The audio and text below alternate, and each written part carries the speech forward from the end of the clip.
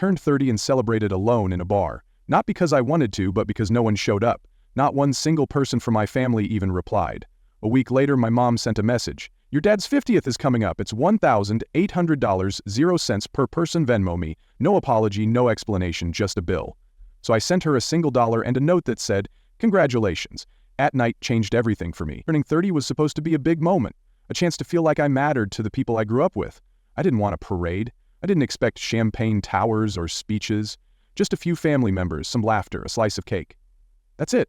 So I booked a cozy little lounge near my apartment, picked out a simple cake with Happy 30th James written in blue icing, and sent out invites to my family. As the night rolled in, I kept checking my phone. 7 o'clock, no one. 8 o'clock, still no one. At 9 o'clock, the truth hit hard. I was the only one coming to my party. The bartender gave me a look, half concern, half awkward sympathy, and quietly placed a whiskey in front of me. On the house. I smiled, thanked him, and cut a slice from the untouched cake. I ate it alone while people across the room tried not to stare. By 10 o'clock, I gave up, packed up the leftovers, left a tip, walked home in silence, and the worst part? I kept wondering if maybe I did something wrong, if there was some secret group chat I wasn't part of, if they forgot or if they just didn't care. Then came the kicker, the moment that erased any lingering doubt I had about where I stood in their world. We're doing it at the Lakeside Resort. It'll be an unforgettable night. Cost is $1,800, 0 cents per person. Please Venmo me by Friday. Love you all. I blinked at the screen. Was this some sort of prank? No mention of my birthday, no apology for the party they ignored, just a demand for money. Then my sister Emily chimed in. Already sent, Mom. Can't wait. Dad will love it. My brother Ethan followed. Same here, looking forward to it. I felt something snap. I didn't even get a happy birthday from any of them. No text, no call. But now I'm supposed to shell out nearly $2,000 for Dad's birthday. I thought about saying something, but instead I just opened Venmo, sent $1, 0 cents, and added a note. Congratulations. Then I changed the locks on my door, blocked every number in the family group chat, and sat down with a heavy sense of relief. 2 days passed. Nothing. I almost thought they'd taken the hint until I got an alert from my bank. Unauthorized attempt to access the joint account. I couldn't help but laugh. Of course, I logged in, closed the account, and moved the remaining funds to a private one. A minute later, Emily tried calling from a different number. I didn't pick up. Then on the third night, just as I was settling in with a movie, there was a loud, rapid knock at the door. I checked the peephole. 2 police officers. I opened the door cautiously. Can I help you? The taller officer cleared his throat. We received a report about a missing person. Are you James Carter? I stared at them, trying to make sense of the words. Yes, but I'm not missing. The shorter officer glanced at his notes. Your family reported you missing? They said they haven't been able to reach you for days and were worried. I laughed, the sound more bitter than amused. Did they also tell you I blocked them? The officers exchanged a look. The taller one spoke again. Mind telling us why? I sighed, rubbing my forehead. They've been trying to access my accounts and take money. I just blocked them to protect myself. The shorter officer raised an eyebrow. So, you're okay? Just avoiding contact? Exactly, I replied firmly. I'm not missing. I'm just done. They hesitated. Would you be willing to call them and let them know you're okay? It would clear things up. I thought about it for a second. Then I shook my head. No. If they keep harassing me, I'll file a restraining order. The officers nodded, clearly relieved they weren't dealing with a crisis. Understood. Let us know if this situation escalates. When they turned to leave, I felt a strange sense of victory, until one of them paused at the door. Mr. Carter? One last thing, the taller officer said, his tone suddenly more serious. If your family can't reach you, they might escalate this. I frowned. What do you mean by that? People can do desperate things when they feel cut off. If they keep calling us, or worse, trying something else, you should be prepared. They left, and I stood frozen at the door. This wasn't over. It was just beginning. I sat on my couch, staring at my phone for 2 days. Nothing. Silence. I thought they got the message, but then it started. My phone buzzed. Unknown number. I ignored it. Another one. Mom declined. Then Dad declined. Finally, a text. How could you do this to us? Your father is devastated. I tossed the phone aside, trying to breathe. They were trying to guilt-trip me, the same old game, but I was done. A pounding at the door shattered the silence. I looked through the peephole. My mom, Linda. Her face was tight, lips pressed into a thin, angry line. I opened the door just enough to speak. Go home. Oh, now you're hiding. Her voice was sharp. Your father is beside himself. He thinks you've lost your mind. I'm perfectly sane, I replied, voice cold. I just finally decided I'm done being your bank account. Bank account? We are your family, James. She tried to push the door open, but I kept my grip firm. You don't turn your back on family. I didn't turn my back. I just stopped paying for your lifestyle. Her eyes flashed. So this is about money to you after everything we've done for you? I laughed. Everything you've done? Do you mean the guilt trips, the constant demands, the fact that you couldn't even text me on my birthday but had no problem asking me for nearly $2,000 for Dad's party? That was different, she snapped. Your father deserves a celebration. He's done so much for you. Done so much? Like what? Dismissed me every time I tried to share good news? Ignored me when I needed support? Or maybe you mean how you never had a problem spending my money but couldn't even pretend to care. Watch your mouth, she hissed, her hand gripping the door. You're not too old for me to… What? Guilt me? Manipulate me? Those tricks don't work anymore. A car pulled up behind her. My dad. Michael. He stepped out, looking every bit the disappointed patriarch. James, his voice was low, heavy with fake disappointment. What are you doing? Why are you acting like this? I'm acting like someone who's tired of being used. You're making this all about money, he shouted, finally losing his calm facade. Family is about sacrifice, about support. I shook my head. No, family is about respect. And you never had any for me. Respect? Linda laughed, a bitter, sharp sound. We've done everything for you, and this is how you repay us? Everything for me? You mean letting me pay for your house, your vacations, Emily's wedding, Ethan's college? Or how you didn't even bother showing up for my birthday? Your birthday? Michael scoffed. You're 30. Grow up. Yeah, grow up and keep paying your bills. Not anymore. He moved closer, voice lowering. We raised you, fed you, educated you. You owe us. I owe you nothing, I snapped. Not a cent, not a minute, nothing. Linda's voice cracked. You're destroying this family. No, I'm just not letting you destroy me. Suddenly, another car pulled up. Emily, storming out. Are you happy now? Mom's been crying all morning. Dad's blood pressure is through the roof. Spare me the drama, Emily, I shot back. This is what you all do. You play the victim whenever I stop giving you what you want. You're so selfish, you know that, she spat. You always think you're better than us. No, I just finally realized I deserve better than this. Fine, go be alone then, she screamed, turning to my parents. Let's go, let him rot. But before they got into their cars, Linda turned back one last time, her face twisted with fury. You'll come to understand this one day, James. You're going to come crawling back, begging for forgiveness. I smiled. Don't hold your breath. They left, tires screeching, and the silence that followed felt like a cold, clear sky after a storm. I leaned against the door, my pulse racing. Then my phone buzzed. I almost ignored it until I saw the notification. Unauthorized login attempt on your bank account. My heart skipped a beat. They were trying to hack my account. Another notification, password reset request received. They were desperate, but they didn't understand. The more they pushed, the harder I'd push back. I didn't wait. I opened my banking app and double-checked everything. Every account, every credit card locked, two-factor authentication on everything. Then I went further. I called the bank. Yes, this is James Carter. I want to place a security hold on any joint accounts with my family's names. Mr. Carter, are you certain? This will restrict their access entirely. I'm counting on it. The next call was to the mortgage company. My name was still on the house my parents lived in. I co-signed years ago, another favor they begged for. I wasn't even sure they were still paying it off. I need to temporarily freeze any changes to the mortgage account under James Carter's name, I instructed. Understood, sir. But this may prevent the account holder from making payments. Good.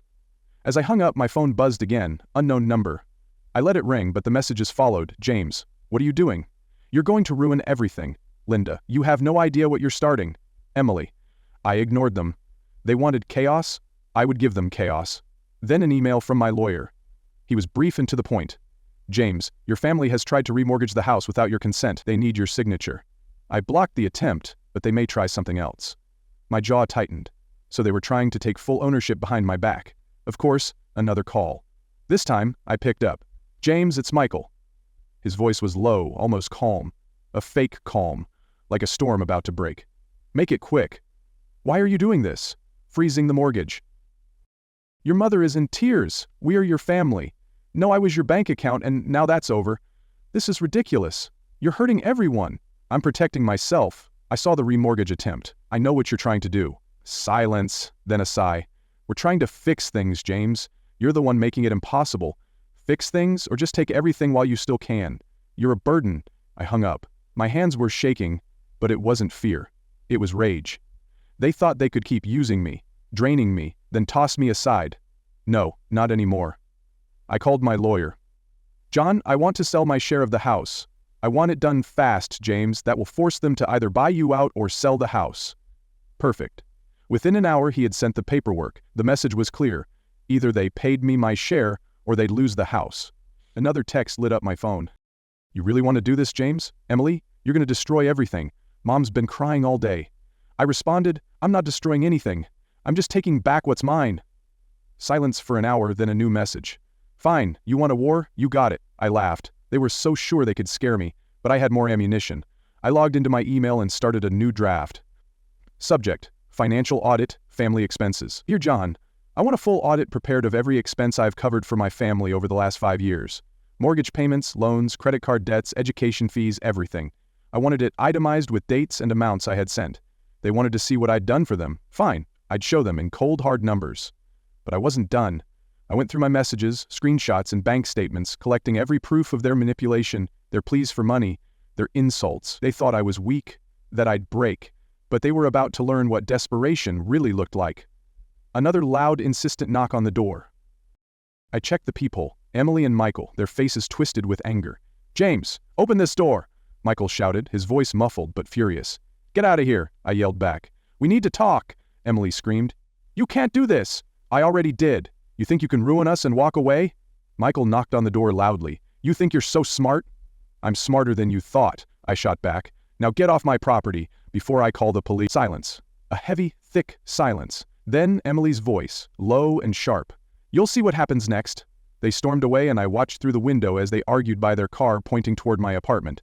Another text flashed. This won't end well for anyone. I smiled. They had no idea what they'd started. For the first time in years, I was free. No calls, no messages, no guilt trips disguised as family support. Silence. I filled my days with work, finally catching up on projects I'd ignored. I started going to the gym again, reconnected with a few friends, the ones who didn't disappear at the first sign of trouble. But the silence never lasted. It started with an email from my lawyer. My share of the house had been sold, but it wasn't as simple as I thought. The house wasn't even fully theirs, it was still under a heavy mortgage. And because I'd co-signed that mortgage, they couldn't sell it without my signature. But instead of asking for my help, they tried to remortgage it without my knowledge. I blocked that attempt. So they had one choice left: sell the house, clear the mortgage, and pay me back. But that wasn't enough. Even if they sold the house, it would only cover the mortgage and a small part of what they owed me. I got the financial audit I requested, every penny I'd paid for them over the years. Mortgage payments, $78,000, 0 cents. Car loan for Michael, $15,000, 0 cents. Emily's wedding, $22,000, 0 cents. Emergency family support, $51,000, 0 cents. Total, $200,000, 0 cents. Nearly $250,000. And that didn't even include the money I lost trying to please them. I sent the audit to our family group chat with a single message. I want it all, every cent. And that's when the chaos began. First, a call from Michael.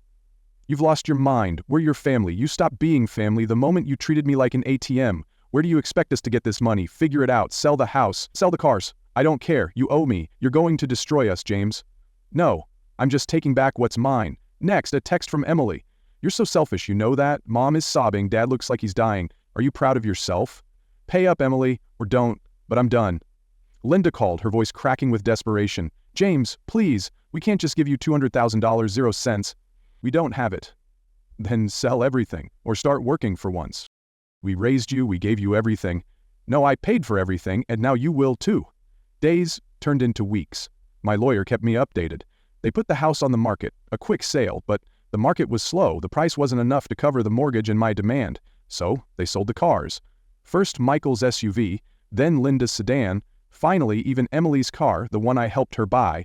But it still wasn't enough. I thought they would give up, but they didn't. Instead, they went to family begging for loans, spinning their own twisted version of the story. James betrayed us. James is ruining our lives. Some relatives refused. Others lent them small amounts out of pity, but it wasn't enough. Finally, a call from Michael. His voice was raw, almost unrecognizable.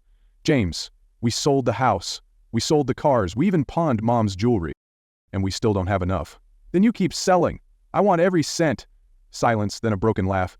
You know you're killing us. No. You killed yourselves the day you decided I was just a bank account. 2 days later, the transfer arrived. $200,000, 0 cents. Every cent. I stared at the number. Felt a rush of satisfaction but also a cold emptiness. I won. But what did I win? Then another text from Emily. You destroyed everything. Mom is in tears. Dad won't speak. We have nothing. Are you happy now? Yes, but they weren't done. They tried one last thing. Another text from Linda. James, we need to talk. You can't just abandon your family like this. I didn't abandon anyone. I took back what's mine. Family isn't about money, James. No, but it was for you, and now it's not. I blocked her number, I blocked Michael, I blocked Emily. Then I went to the family group chat, scrolled to the top and hit leave group. For a moment, there was a twisted peace. Silence. Real silence. But not for them. I got one last email from my lawyer. They were evicted from the house. Couldn't pay rent, couldn't secure a new loan, homeless, broken. The family that once used me to stay comfortable was now shattered. And I felt nothing. No guilt, no pity, just freedom. For the first time in years, I was no one's bank account. I was just me. Days turned into quiet evenings. My phone stopped buzzing. My thoughts stopped racing. I wasn't waiting for the next demand. I was just living. I hadn't been to the bowling alley in years, but tonight, when my colleague suggested it, I didn't hesitate. Life had become quiet, calm, free. No desperate calls, no guilt trips, just peace. James, you're up, someone shouted. I grabbed the smooth, familiar weight of the bowling ball. Neon lights danced across the polished lanes. I lined up, took a breath, and rolled. Strike! Wow, Carter, you're a natural, a coworker laughed, clapping me on the back. I smiled genuinely, but then I saw him 2 lanes over. A man, hunched, graying, struggling with a ball that swerved into the gutter. He rubbed his face, looking older, smaller, but I recognized him instantly. My father, Michael. My chest tightened. I thought about leaving, pretending I hadn't seen him, but he looked up. Our eyes met, shocked, shame, then something else, regret. He hesitated, then walked toward me, his step slow, uncertain. James, I didn't think I'd see you here. I didn't think you'd want to. He glanced at the empty lane next to him. Would you play a round? I could have said no, but I didn't. I nodded. We played in silence. My strikes, his misses. Each roll felt like a reminder of the distance between us. Everything's gone, you know, he muttered. The house, the cars, your mother's staying with Emily. We've lost it all. I know. I thought we'd be fine. I thought you'd always be there because you used me. I did, he whispered, voice cracking. And I'm sorry. I failed you. I failed all of us. A bitter laugh slipped out. You think an apology changes anything? No. But I need you to know, I was never strong, not like you. I pretended. I hid behind you. His words hung between us, raw and heavy. I spent years trying to be good enough for you, I said, my voice low, but I was never more than your bank account. I know. His gaze fell. I was jealous. My own son, better than me. And I tried to take everything you had. A wave of anger surged, but it faded as I watched him. Not the towering figure from my childhood, but just a man. Small, defeated. Why are you telling me this now? Because I have nothing left to hide behind. And because I'm proud of you, James. I always should have been. Silence. The crash of pins echoed around us. I walked to the lane, threw another strike. The thunder of the pins felt like a release. I'm not coming back, I said quietly. I know, he hesitated, then held out a trembling hand. For a moment, I didn't move. But then, slowly, I reached out and shook it. His grip was weak, but real. I turned to leave, the neon lights flickering over me, the noise of crashing pins fading behind. I didn't look back. Outside, the night air was crisp, the city alive. I breathed in, feeling a weight lift from my shoulders. For the first time, I wasn't angry. I wasn't trapped. I was just free. The freedom I felt that night was a revelation, a quiet unraveling of years spent tethered to others' expectations. As I walked home, the city hummed around me, car horns, distant laughter, the soft glow of streetlights casting shadows on the pavement. I thought about the boy I'd been, always seeking approval, measuring my worth by what I could give. That boy had believed family meant sacrifice, even if it meant losing himself. But now, I was someone else. Someone who understood that love shouldn't come with a price tag. The air smelled of rain, and I let the coolness settle into my skin, grounding me in the present. My apartment greeted me with silence, not the heavy kind that follows a fight, but a peaceful one, like a blank page waiting to be filled. I poured a glass of water, sat on the couch, and let my mind wander. For the first time, I wasn't replaying arguments or tallying debts. I was thinking about tomorrow. What I wanted, not what was expected. The next morning, I woke early, the sunlight filtering through my blinds in soft, golden stripes. I made coffee, the ritual calming, and opened a notebook. I wasn't writing to process pain or plan revenge. I was dreaming. I jotted down places I wanted to visit, maybe the Pacific Northwest with its towering pines and misty coasts, or a small town in the Rockies where I could hike until my legs gave out. I wrote about painting again, remembering the joy of mixing colors, the way a brush felt in my hand. I wanted to learn something new, maybe pottery or guitar, anything to remind myself I was more than a bank account. That notebook became my compass, guiding me toward a life I'd put on hold for too long. Work became a refuge, not an escape. I tackled projects with a clarity I hadn't had in years, my focus unclouded by family drama. My colleagues noticed. "You're different," one said over coffee, her smile curious. "Happier, maybe?" I nodded, unsure how to explain that I'd reclaimed pieces of myself I didn't know I'd lost. After hours, I'd join them for drinks or trivia nights, laughing at bad puns and sharing stories that had nothing to do with guilt. I reconnected with old friends, the ones who'd weathered my family's chaos without judgment. We'd meet at a dive bar or watch a game, and I'd feel a warmth I'd forgotten, a sense of belonging that didn't demand anything from me. But the past lingered, like a bruise that only hurts when pressed. Michael's words at the bowling alley echoed sometimes, late at night, when the world was quiet. "I'm proud of you, James." I always should have been. I wanted to dismiss them, to see them as another manipulation, but they stirred something. Anger, yes, but also grief for the father I'd never had. I didn't pity him, not exactly. He'd made his choices, just as I'd made mine. But seeing him so diminished, a shadow of the man who'd once dominated my world, left me with a strange emptiness. I didn't want his apology, but I couldn't unhear it. Months passed, and I built a life that felt like mine. I joined a hiking group, spending weekends on trails that wound through dense forests or climbed rocky ridges. The physical challenge was a reminder of my own resilience, each step a small victory. I started painting again, setting up an easel in my living room. My early attempts were messy, blotchy, skies, lopsided trees, but they were mine, and that was enough. I'd lose hours to the canvas, the world fading until it was just me and the colors. Those moments felt like reclaiming stolen time, a way to honor the person I was becoming. One evening, as I cleaned my brushes, my phone buzzed. I expected a friend's text, maybe plans for a movie. Instead, it was my lawyer. "James, your family has filed a civil suit, claiming emotional distress and financial harm. I suggest we meet." I laughed, a sharp, incredulous sound. They were still trying, still casting themselves as victims. I called my lawyer the next day. "Let them try," I said. "I have everything: texts, bank statements, the audit. They have nothing but lies." He chuckled. "That's what I thought you'd say. I'll handle it." The lawsuit was a farce. My lawyer presented the evidence: years of financial records, messages demanding money, proof of their unauthorized attempts to access my account. The judge dismissed the case in under an hour. Linda took the stand, tears streaming as she claimed I'd abandoned them, her voice trembling with practiced emotion. I sat in the courtroom, watching her, feeling nothing. Emily glared at me, her eyes burning with resentment.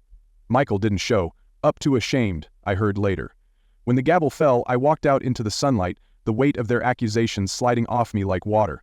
I didn't hear from them after that. Mutual acquaintances shared occasional updates.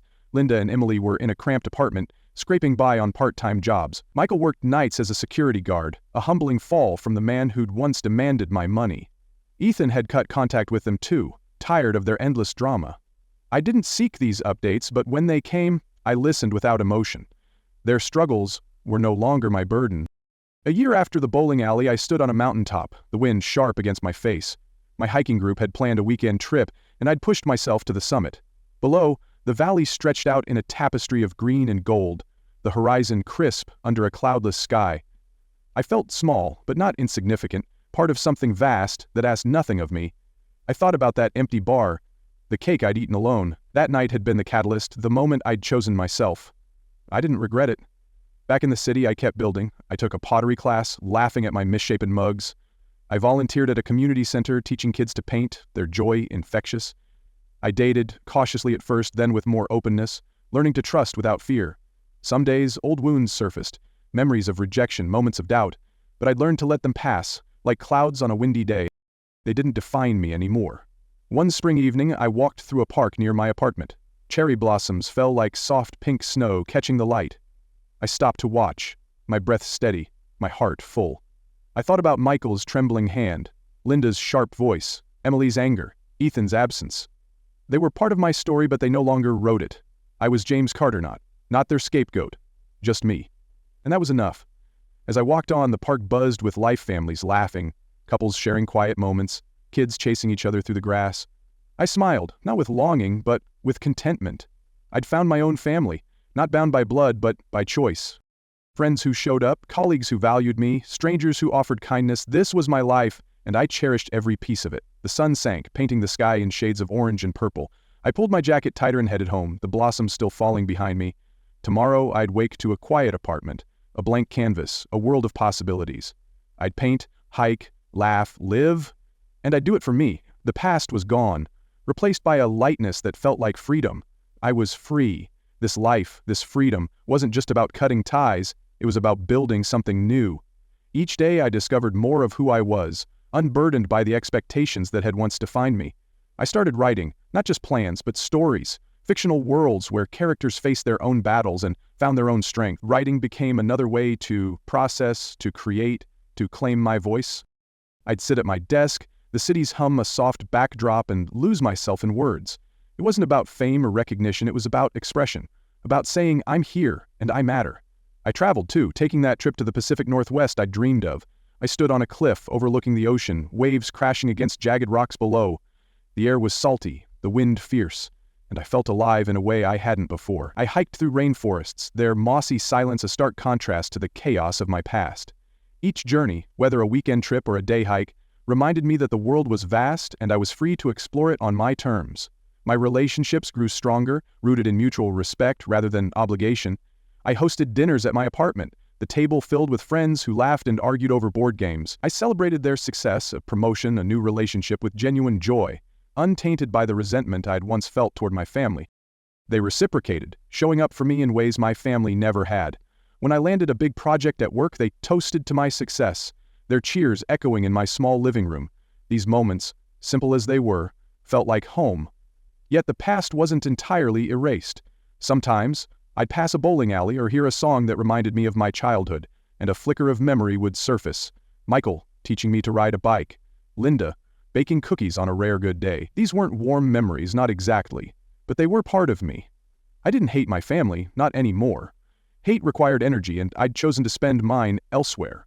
I felt indifference, a calm detachment that let me move forward without looking back. 2 years after that night at the bowling alley, I sat in a cafe, sketching in my notebook. The place was cozy with mismatched chairs and the smell of fresh pastries. I was working on a drawing of the mountaintop I'd climbed, trying to capture the way the light had hit the valley. A woman at the next table glanced over, smiling. "That's beautiful," she said. "Are you an artist?" I laughed. "Just someone who likes to create." We talked for a while about art and travel and the little things that make life rich. When I left, her number was in my phone, a small spark of possibility. That evening I walked home under a sky streaked with pink. The city felt alive, its pulse matching my own. I thought about the party I'd thrown at 30, the silence of that bar, the weight of rejection. It had hurt, but it had also set me free. Every step since, every hike, every painting, every laugh, had been a choice to live for myself. I didn't need my family's approval, or anyone's to know my worth. I was enough. As I reached my apartment, I paused at the door, key in hand. The world was quiet, the streetlights casting a soft glow. I thought about the boy who'd once stood in this city, desperate for love he'd never earn. That boy was gone, but I carried his strength, his resilience. I unlocked the door and stepped inside, ready for whatever came next. The canvas was blank, the trail uncharted, and I was free to fill them both. Sometimes, choosing yourself is the hardest decision you'll ever make, especially when it means stepping away from people who claim to love you. But here's the truth. You're not selfish for prioritizing your own well-being. You're not cold for setting boundaries. You're not cruel for walking away from people who only show up when they need something. You're healing. You're growing. And most of all, you're finally choosing peace over approval. If this story hit home, if you've ever felt like the black sheep just because you decided to protect your peace, know this. You're not alone. For more real, raw, and powerful stories that make you feel seen, heard, and understood, like, subscribe, and hit the notification bell. This is your space. This is your story. Your peace is worth protecting. Let this be your reminder.